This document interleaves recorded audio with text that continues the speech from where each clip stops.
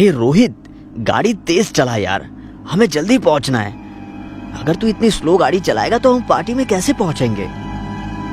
देखो, भले ही ये जंगल वाला रास्ता खाली हो, लेकिन हमें इतना फास्ट नहीं जाना चाहिए।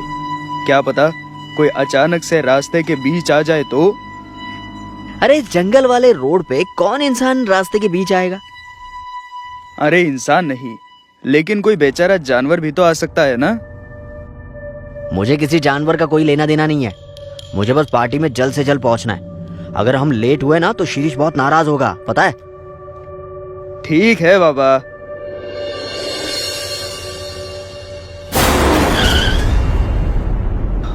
मैंने तुमसे कहा था ना कि जंगल के रास्ते से जानवर गुजरते हैं। देखो क्या हो गया। अरे छोड़ना, भेड़िया ही तो है, कोई इंसान थोड़ी ना मारा है हमने। ये मरा नहीं है, इसकी सांसें अभी भी चल रही है।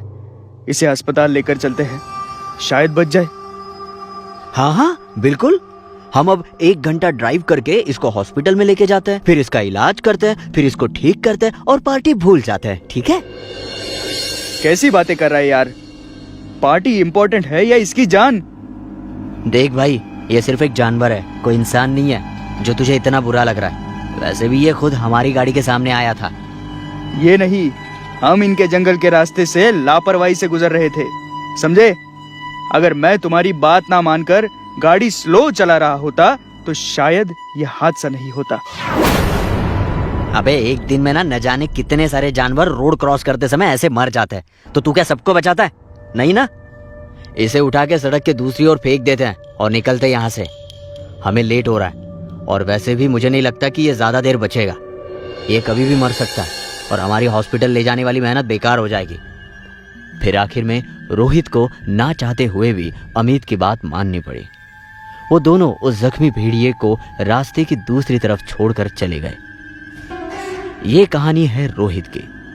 रोहित एक रात अपने दोस्त के साथ अपने कॉलेज शिरीष की बर्थडे पार्टी में जा रहा था, जहां उसके साथ यह हादसा हुआ। रोहित को बुरा तो लगा कि उसके हाथों एक मासूम जानवर की जान गई, लेकिन उसके बाद जो हुआ। रोहित, अरे दरवाजा खोल। रोहित, ए, अरे ये क्या, दरवाजा तो खुला है। अमित ने जो देखा उसे देखकर उसके रोंगटे खड़े हो गए। रोहित ने पूरे कमरे की दीवार पर अपने नाखूनों से खुरेदकर भेड़िए की तस्वीर बनाई। उसकी उंगलियां घिस चुकी थी, नाखून उखड़ चुके थे और उसके हाथों से खून निकल रहा था। अरे रोहित, तू ये क्या कर रहा है? देख तेरे हाथों से खून कितना बह रहा है। अमित रोहित की तरफ बढ़ा, पर रोहित के पीछे मुड़ते ही अमित ने देखा कि रोहित का शरीर उसके सामने ही भेड़िया में बदल गया। उसके दांत किसी शेर की तरह नुकीले और पंजे किसी छुरी की तरह दिख रहे थे। रोहित को अपने सामने इस तरह बदलते देख अमित चीख पड़ा और वो कुछ समझ पाता उससे पहले ही रोहित ने एकदम से उस पर हमला बोल दिया।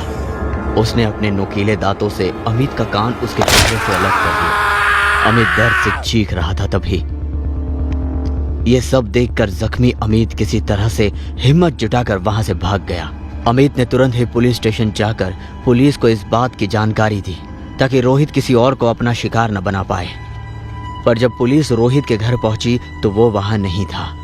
पुलिस ने देखा कि रोहित ने अपने खून भरे नाखून से खुरेदकर दीवारों पर भेड़ियों की ड्राइंग बनाई हुई थी। इस नजारे ने पुलिस को भी चौंका दिया था। पुलिस के मुताबिक उन्होंने भी इसके पहले कभी ऐसा केस देखा नहीं था। उन्होंने अमित को सावधानी बरतने को कहा, क्योंकि रोहित दोबारा उस पर हमला करने के लिए वापस आ सकता था। पर जब शिरीष को इस बारे में पता चला तो उसे अमित की ऐसी हालत का बेहद बुरा लगा और उसने उसे अपने साथ घर ले जाने का फैसला किया। अरे वो क्या चीज है जो हमारी गाड़ी के साथ भाग रही है? लगता है कोई जानवर है।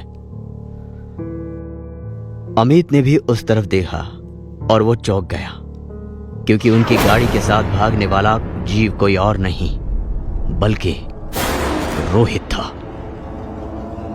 शिरीष, गाड़ी भगा, गाड़ी भगा। अरे वो भागने वाला जानवर कोई और नहीं बल्कि बल्कि रोहित है।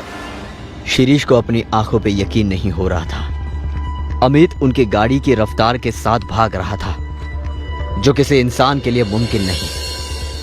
ये देखकर शिरीष भी डर के मारे कांपने लगा और गाड़ी को और तेज भगाने लगा। रोहित बिना रुके उनके गाड़ी की रफ्तार के साथ भागते हुए एकदम उनके गाड़ी के सामने कूद पड़ा। रोहित के अचानक गाड़ी के सामने आने से शिरीष ने अपने गाड़ी का आपा खो दिया और उनकी गाड़ी जोर से एक पेड़ से टकराई। इससे शिरीष और अमित दोनों जख्मी हुए। दोनों किसी तरह गाड़ी से बाहर आए तो उन्होंने देखा कि रोहित उनकी ही तरफ आगे बढ़ रहा है। अमित और शिरीष धीरे धीरे लड़खड़ाते हुए वहां से भागने लगे।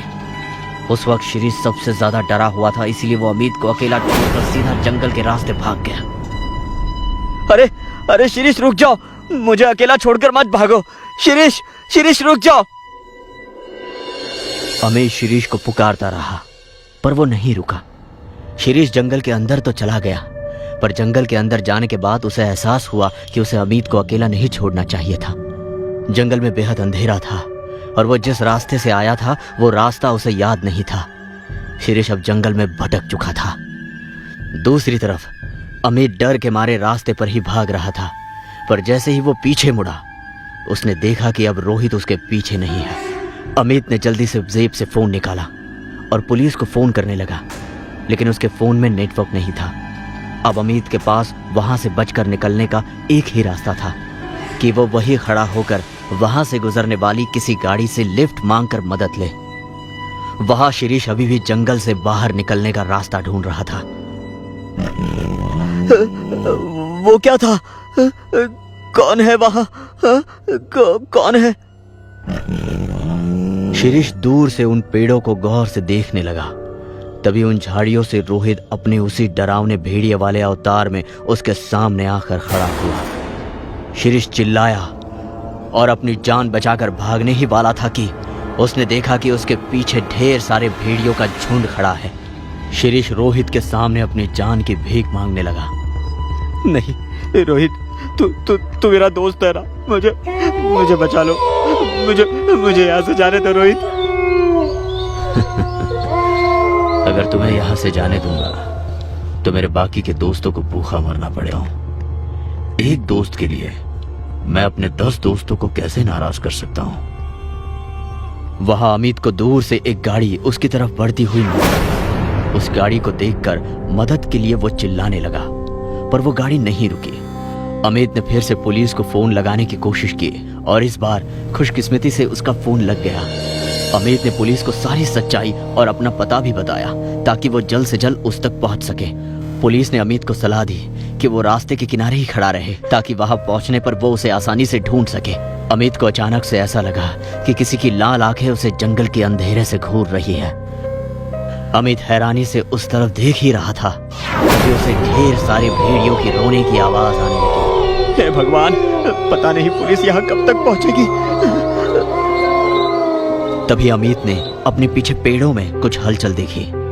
अमित गौर से देखने लगा और तभी वहां से रोहित उसके सामने आया। अमित अपनी जान बचाने के लिए वहां से भागा और रोहित उसके पीछे। रोहित ने पीछे से अपने नुकीले पंजे से सीधा अमित की पीठ पर वार किया और अमित दर्द से कराहता हुआ नीचे गिर पड़ा। तुझे हो क्या गया है रोहित? मुझे मत मार रोहित, मुझे मत मार। मैं जीना चाहता हूँ रोहित। मरना तो मैं भी नहीं चाहता था, पर तुम लोगों ने मेरी भी जान ली ना। क्या? तुम्हारी जान? अरे ऐसे क्यों बोल रहे हो? याद है उस दिन जब तुम लोग यहाँ से तेज रफ्तार से गाड़ी चलाते हुए जा रहे थे और मैं चुपचाप यहाँ से गुजर रहा था? तुम लोगों ने अपनी गाड़ी से टक्कर मारकर मुझे जख्मी कर दिया था। तो उस एक्सीडेंट में जो भेड़िया था, मतलब उसकी आत्मा रोहित के शरीर में? हाँ, मैं वही हूँ जिसे तुम लोगों ने जिंदा होते हुए भी यही सड़क के किनारे मरने के लिए छोड़ दिया था।